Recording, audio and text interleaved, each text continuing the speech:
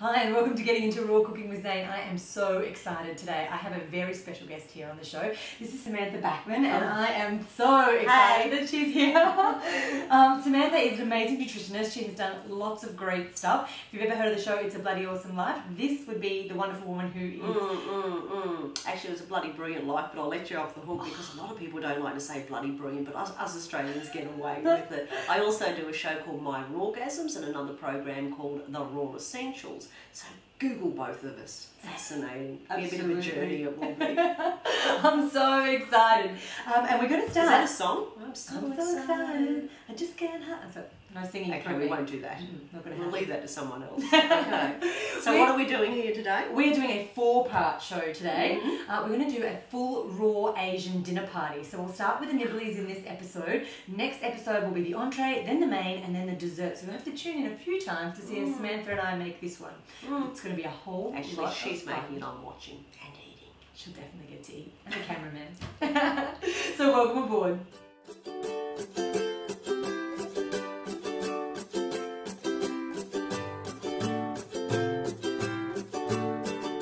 So, starting with the shallots, ginger and chilli nuts. You know when the guests turn up, you always want to have something for them to nibble on. This one is a simple one, but you do need to prepare it a few days in advance. So what I've got behind me here is a couple of containers of nuts. We've got 2 cups of almonds, 2 cups of sunflower seeds, and we've also got about 3/4 of a cup of pepitas or pumpkin seeds. Now the reason why we've soaked them, do you want to talk about that? Oh, you want to? Yeah, I would love you to. Okay. The reason we soak them, firstly, before I forget, with the pepitas, the pumpkin seeds, they are one of the most alkaline seeds that you can possibly get. So, of course, if you're looking to get the acid out of your diet and go for a more alkaline diet, will you stop making noise in the background, please?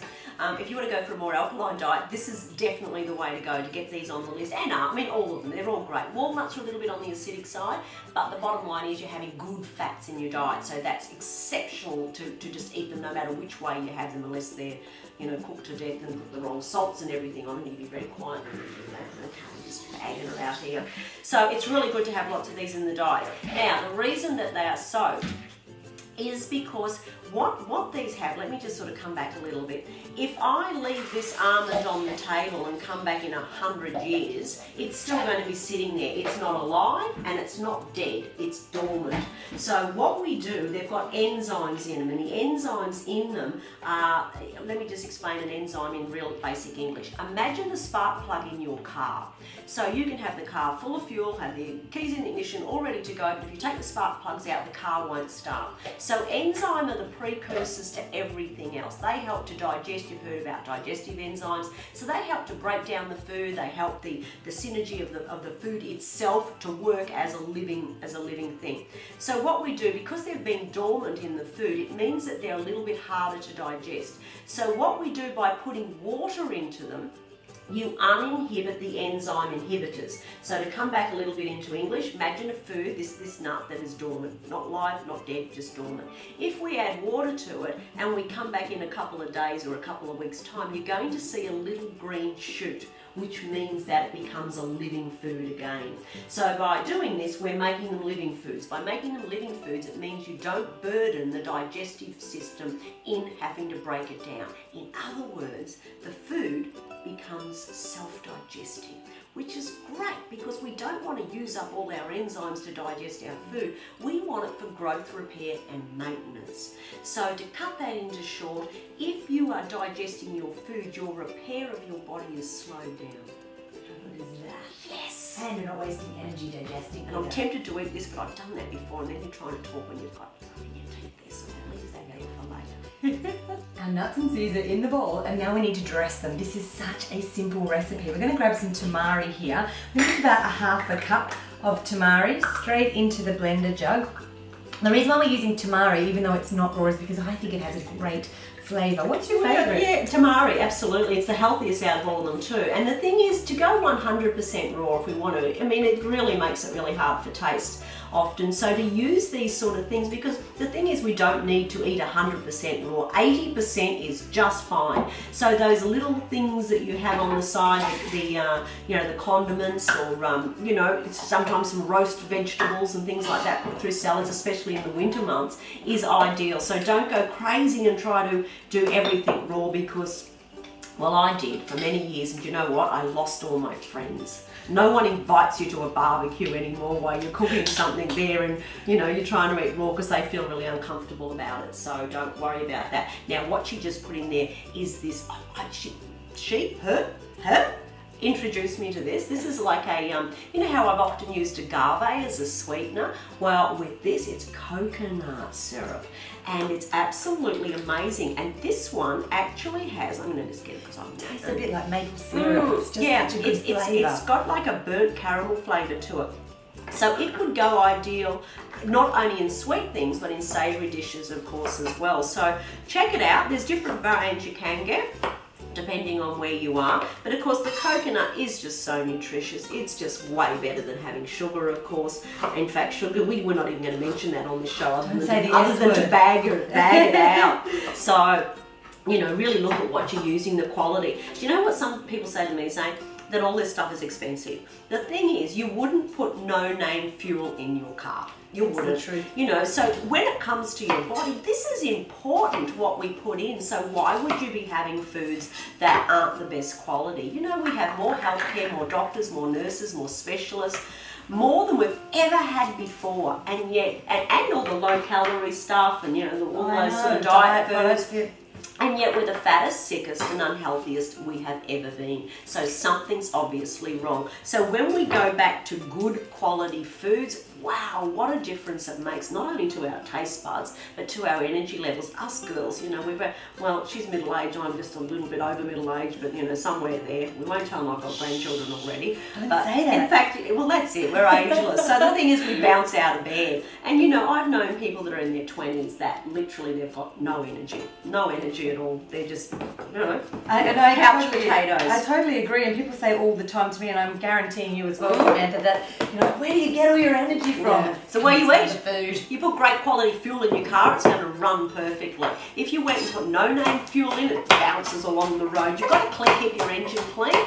This is what we do. So our engine, our spark plugs, our enzymes, our gastrointestinal tract, if it's built up with plaque, which is basically another word for rubbish in the system, you know, chips and lollies. I can't think of anything bad, I don't eat it. Or chocolate and things like that. We make our own chocolate, that's the way to go. So what have you just put in there? You've put... I put a whole lot of different things in there while you were chatting away. Shallots. I did throw some shallots in there. Spring onion in translation, depending on scallion, depending on which country that we're talking to. It took a long time to work out that we had different names for things. Absolutely. I've thrown in 2 cloves of garlic, and just so you know, because the Optimum blender is so powerful, I haven't even taken the ends off. I literally just crushed them to release the gas from the garlic, took the main bit of to release the gas. I like that. So you crush me to release the gas? No. There's a gas in there, which is really fantastic for your heart health when you crush them. So, and I just left the ends on completely. And what's good is your garlic is raw. Did you know that when you cook it, you take away a lot of the benefits of it as a medicine, because it needs to be in its natural state. And people that eat garlic every single day is not such a good idea. Eat it a lot, but not every single day, because it actually works as a medicine. It's a medicine food. So it's like when you have it all the time, then when you do need it, if you've got the flu season, it doesn't work as well as when you have it when you need it. And you might lose your friends if you eat it every day as well. I know. A bit scary. The other thing I threw in was a bit of ginger, which is a really warming ingredient. So great when it's getting cold, especially if you're eating a lot of raw food. Using those warming ingredients are really going to help. I love that you don't take the skin off. I never actually thought of that, because it does. It blends it all up, and of course a lot of the nutrients are just under the skin. In fact, with some foods, especially aloe vera, by the time you peel the skin off, you've lost a lot of the nutrition. Well, it's still good, but you know, you've lost a lot in there. Okay, so you throw everything in. I've thrown half a chilli in. I took the seeds out. You don't have to, but it depends on how hot that you like it. So if you're a little bit nervous about the heat, take the seeds out, which I did through there. And I don't take the skin off, but I do chop off any dry, dead looking bits off there as well. So that's all we've thrown in. Last ingredient is just a pinch of cayenne pepper. And since no one has to eat it except for us, I'm using my fingers. There we go. And that again is an optional one if you like a bit of spice. It's nice in there. And all we're going to do now is blend that one So let's reiterate what you put in there. The tamari, the coconut palm nectar, chilli, ginger, A little bit of garlic, and that's it. There's a little bit still more on this spoon, so you know this is not, otherwise I'm going to eat it. Lick it later. Oh, sorry. No, all You're, right. It tastes really good. Yeah. And a pinch of the Celtic sea salt. Celtic sea salt, which is the best in the world. Do you know it's the same consistency as amniotic fluid babies come from? That's what we want, that other salt that they have out there. Don't even go there. That's the only thing doctors have got it right. Don't have too much salt, because the salt that we do have is bad. It's just sodium, Na. Just that's it. Sometimes it's got aluminium in it, which makes it even worse. This has got everything in it. It's got basically all the great, which is the periodical table pretty well, apart from the poisons in there. So it's got everything. Do you know what I love most that this has in it? Lithium. Lithium is to the brain as in calcium is to the bone, as in magnesium is to the muscle. So basically our brain function, you know how we've got more depression, suicide, people are like, woohoo, more than before? And it's a salt that we have. Just thought anyway. Go with the Celtic salt. Totally. And now we've got all those great ingredients in here. What we're going to do is flip it on and blend away. And you just start it off on low, don't you? Absolutely. Yeah. I've noticed my daughter puts it on straight up, and I had to sort of say, no. Zane said, and she's the expert on the blender. Start low and then turn it up. Do keep that in mind. Plus, I find like when I make a soup, the raw soups, I like them a little bit chunky. So if you just do it, it still blends and it's chunky as opposed to a liquid. You bite it. I totally agree. All right, so we're ready to turn it on right now. Well, it does save on power. All right, here we go.